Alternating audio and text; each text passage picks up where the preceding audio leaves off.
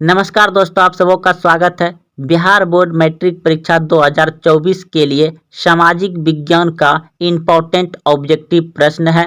आप इस वीडियो को अंत तक जरूर देखें, क्योंकि बिहार बोर्ड मैट्रिक परीक्षा सामाजिक विज्ञान में बिल्कुल ऐसे ही प्रश्न पूछे जाते हैं, जो कि इनमें से बहुत बार प्रश्न पूछा गया है। तो 2 नंबर से शुरू कर रहे हैं। तो प्रश्न है, पटना में गोल घर किस उद्देश्य से बनाया गया था? पटना में गोल घर किस उद्देश्य से बनाया गया था? ऑप्शन ए सैनिक रखने के लिए, ऑप्शन बी अस्त्र शस्त्र रखने के लिए, ऑप्शन सी अनाज रखने के लिए, ऑप्शन डी पूजा करने के लिए। अगर आप पहले से जान रहे हैं तो कमेंट में उत्तर जरूर बताएं। तो इस प्रश्न का उत्तर, अगर आप सी सोचे थे तो बिल्कुल सही सोचे हैं। अनाज रखने के लिए पटना में गोलघर बनाए थे। अगला प्रश्न है, गोलघर का निर्माण कब हुआ? गोलघर का निर्माण कब हुआ? आपके सामने ऑप्शन है। अगर आप ऑप्शन सी सोच रहे थे, बिल्कुल सही सोचे हैं। 1786 ईस्वी में पटना में गोलघर का निर्माण हुआ था, 1786 ईस्वी में। अगला प्रश्न है, गोलघर कहाँ है? तो पटना में है। ऑप्शन नंबर बी सही है। अगला प्रश्न है, सबसे बड़ा पशु मेला का आयोजन किया जाता है? सबसे बड़ा पशु मेला का आयोजन किया जाता है। ऑप्शन ए सोनपुर में, ऑप्शन बी हाजीपुर में, ऑप्शन सी बक्सर में, ऑप्शन डी भागलपुर में। तो बताइए, सबसे बड़ा पशु का मेला कहाँ लगता है? तो दोस्तों ऑप्शन नंबर ए बिल्कुल सही है, सोनपुर में लगता है, जो कि विश्व का सबसे बड़ा पशुओं का मेला कहाँ लगता है? सोनपुर, बिहार में। अगला प्रश्न है, निम्न में कौन सा जलप्रपात नवादा जिले में अवस्थित है? तो आपके सामने ऑप्शन है। तो इस प्रश्न का उत्तर हो जाएगा ऑप्शन नंबर ए बिल्कुल सही है। दोस्तों अगर आप नए आए हैं तो चैनल को सब्सक्राइब करें और अपने दोस्तों में शेयर करें। बिल्कुल ऐसे ही प्रश्न आपको हूबहू बिहार बोर्ड मैट्रिक परीक्षा सामाजिक विज्ञान में मिलेंगे। तो अगला प्रश्न है आपका,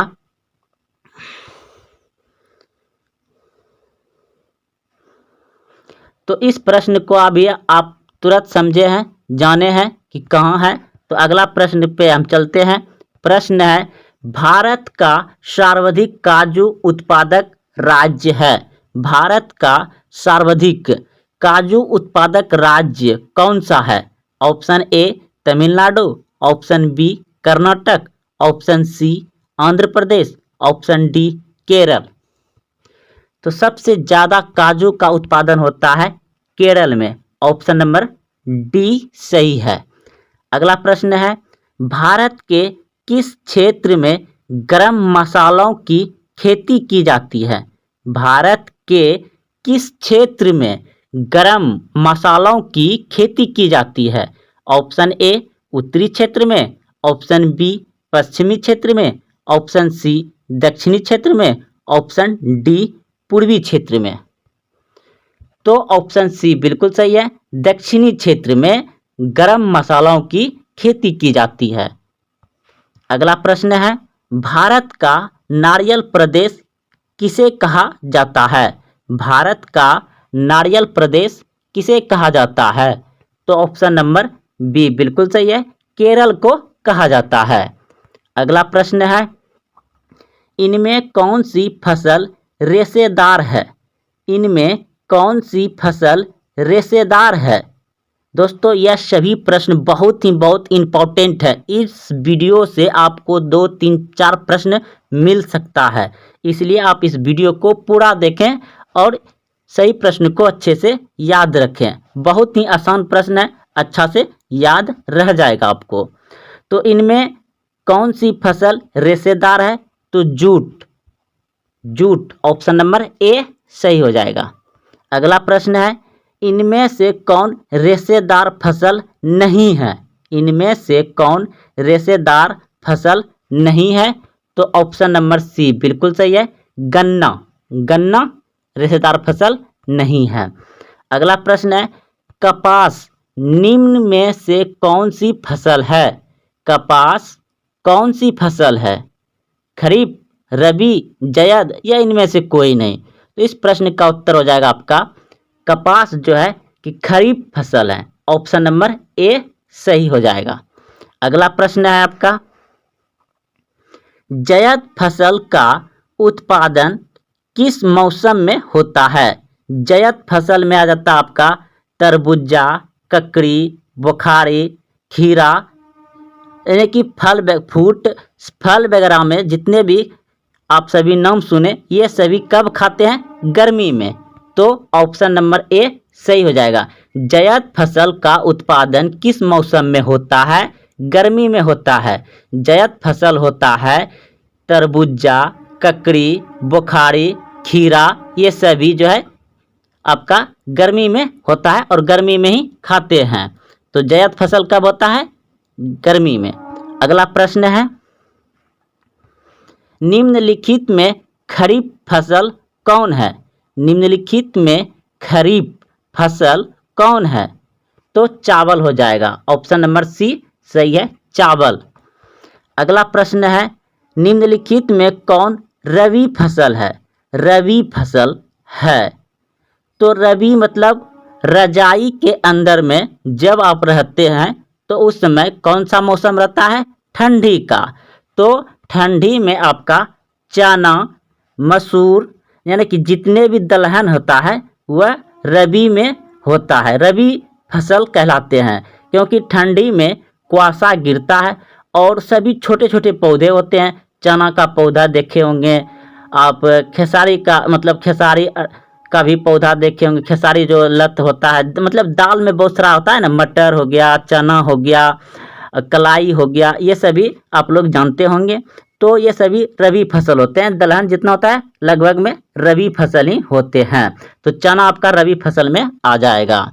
अगला प्रश्न है, निम्न में से खरीफ की फसल कौन है? निम्न में से खरीफ की फसल कौन है? खरीफ, तो खरीफ आप जानते हैं कि चावल होता है, कपास भी होता है, इसी वीडियो में पढ़े।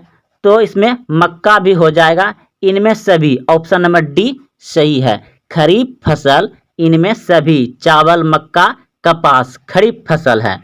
अगला प्रश्न है, निम्नलिखित में से कौन रबी फसल है? रबी फसल है। निम्नलिखित में से कौन रबी फसल है? तो गेहूं भी आपका रबी फसल है, क्योंकि ठंडी के मौसम में ही होता है। अगला प्रश्न है, निम्न में से कौन रोपन फसल नहीं है?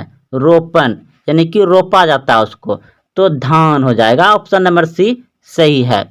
अगला प्रश्न है, भारत की प्रमुख खाद्यान्न फसल है, यानी कि भारत में सबसे ज़्यादा खाने वाला फसल है, तो क्या है? धान, यानी कि चावल को हम लोग ज़्यादा खाते हैं, चावल, धान हो जाएगा। चावल है क्या है? खरीफ फसल है। ऑप्शन नंबर ए सही हो जाएगा, खरीफ फसल है। भारत का सर्वोच्च पर्वत शिखर है। भारत का सर्वोच्च पर्वत शिखर है Godwin Einstein. Option number A सही है। अगला प्रश्न है आपका, हिमालय के सर्वोच्च शिखर माउंट एवरेस्ट की ऊंचाई कितनी है? हिमालय के सर्वोच्च शिखर माउंट एवरेस्ट की ऊंचाई कितनी है? तो ऑप्शन नंबर बी बिल्कुल सही है, 8,850 मीटर। अगला प्रश्न है, नथुला दर्रा किस राज्य में स्थित है? नथुला दर्रा किस राज्य में स्थित है? तो ऑप्शन नंबर सी बिल्कुल सही है, सिक्किम राज्य में है। नथुला दर्रा कहाँ है? सिक्किम राज्य में। अगला प्रश्न है, जोजिला दर्रा किस राज्य में स्थित है? जोजिला दर्रा किस राज्य में स्थित है? तो जम्मू कश्मीर में। ऑप्शन नंबर बी सही है। अगला प्रश्न है 25 नंबर, निम्नलिखित में से कौन सी नदी बंगाल का शौक कहलाती है? निम्नलिखित में से कौन सी नदी बंगाल का शौक कहलाती है? तो ऑप्शन नंबर डी बिल्कुल सही है, दामोदर नदी। दामोदर नदी को बंगाल का शौक कहा जाता है। अगला प्रश्न है, भारत की सबसे बड़ी वह नदी है। भारत की सबसे बड़ी वह नदी यानी कि भारत की सबसे बड़ी बहने वाली नदी है तो गंगा। ऑप्शन नंबर सी सही है, गंगा नदी।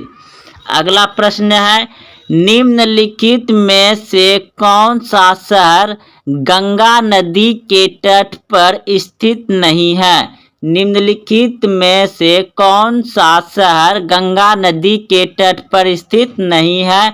तो ऑप्शन नंबर डी बिल्कुल सही है, दिल्ली। दिल्ली जो है कि गंगा नदी पर नहीं है, कानपुर गंगा नदी पर है, पटना गंगा नदी पर है, वाराणसी गंगा नदी पर है, दिल्ली यमुना नदी पर है।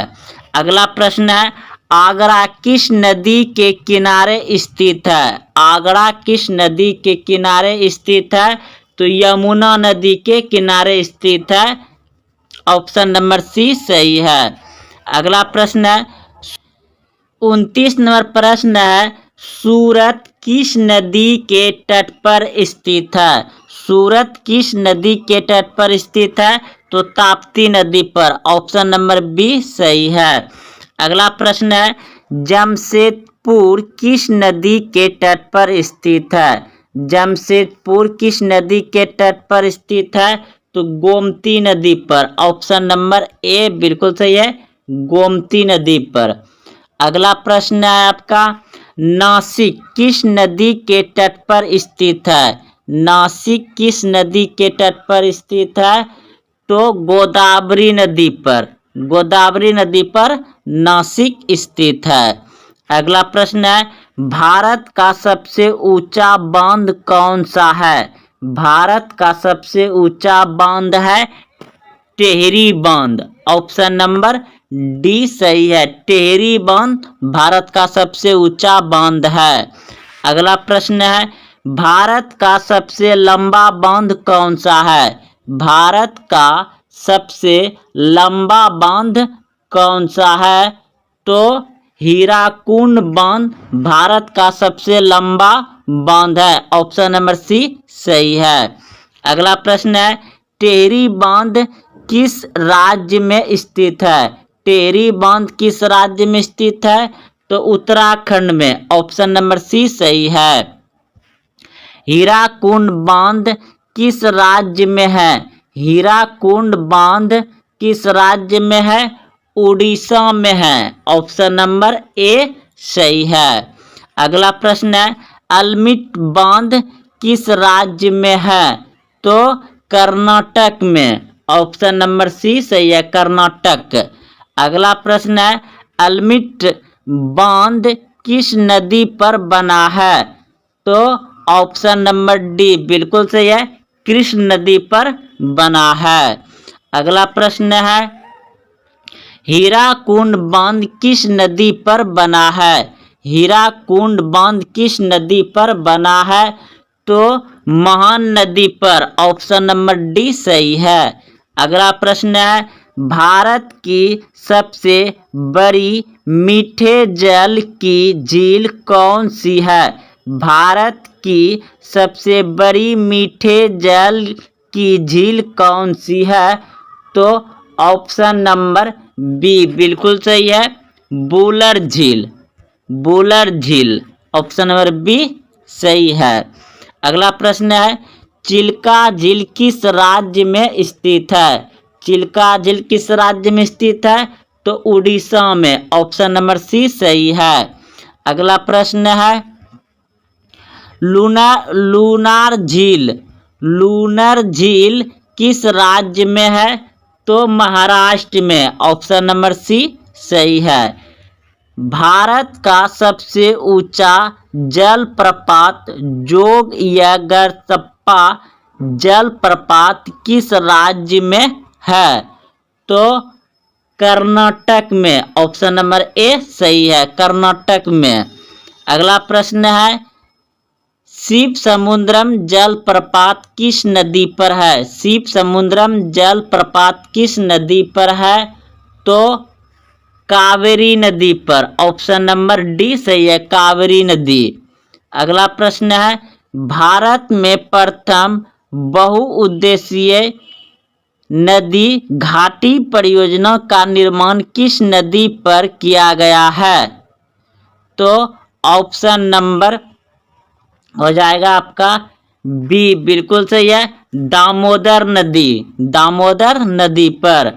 अगला प्रश्न है, पेरियर जल विद्युत परियोजना किस राज्य में है? पेरियर जल विद्युत परियोजना किस राज्य में है? तो केरल में, केरल में पेरियर जल विद्युत परियोजना किस राज्य में है? केरल में। सरदार सरोवर परियोजना किस नदी पर है? सरदार सरोवर परियोजना किस नदी पर है? तो नर्मदा नदी पर। ऑप्शन नंबर सी सही है। सलाल परियोजना स्थित है?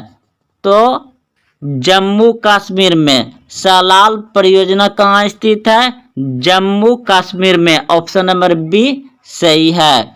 अगला प्रश्न है, भाखड़ा नांगल एक संयुक्त परियोजना है? भाखड़ा नांगल एक संयुक्त परियोजना है, तो यह है option number C, Himachal Pradesh, Haryana, Punjab. Himachal Pradesh, Haryana, Punjab. अगला प्रश्न है, भारत में सर्वाधिक वर्षा वाला स्थान? भारत में सर्वाधिक वर्षा वाला स्थान तो मौसिनराम, मेघालय। मौसिनराम में ज़्यादा वर्षा होता है। प्रश्न है, वर्षा की सर्वाधिक विरलता निम्नलिखित में से कहाँ पाई जाती है? तो ऑप्शन नंबर बी बिल्कुल सही है, जैसलमेर में। अगला प्रश्न है,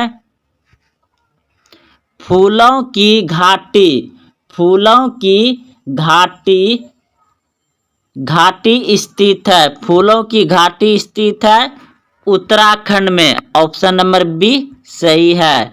दुधवा राष्ट्रीय उद्यान कहाँ स्थित है? दुधवा राष्ट्रीय उद्यान कहाँ स्थित है? उत्तर प्रदेश में। अगला प्रश्न है, घना पक्षी विहार किस राज्य में स्थित है? राजस्थान में। अगला प्रश्न है, काजीरंगा राष्ट्रीय उद्यान में पाए जाने वाला मुख्य जंतु? काजीरंगा राष्ट्रीय उद्यान में पाए जाने वाला मुख्य जंतु है एक सींग वाला गेंडा, एक सींग वाला गेंडा। अगला प्रश्न है, रणथंभौर वन्य जीव अभयारण्य भारत के किस प्रदेश में है? तो राजस्थान में। ऑप्शन नंबर बी सही है। काजीरंगा राष्ट्रीय उद्यान किस राज्य में स्थित है? असम में। ऑप्शन नंबर ए सही है। काजीरंगा राष्ट्रीय उद्यान किस राज्य में है? असम में।